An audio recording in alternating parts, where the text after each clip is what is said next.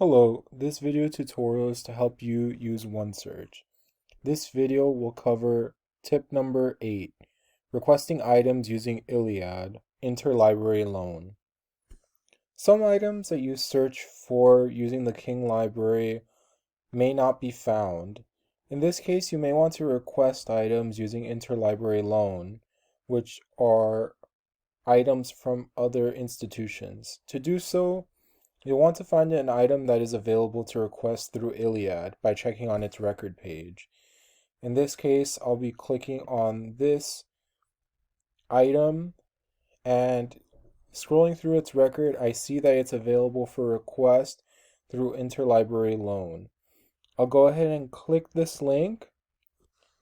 Please note that for new users, you will have to register your account to access ILLiad before you can find the request page. On the request page, please verify the information of the item that you want to request, and at the bottom of the page, you'll click Submit Request. Thank you for watching.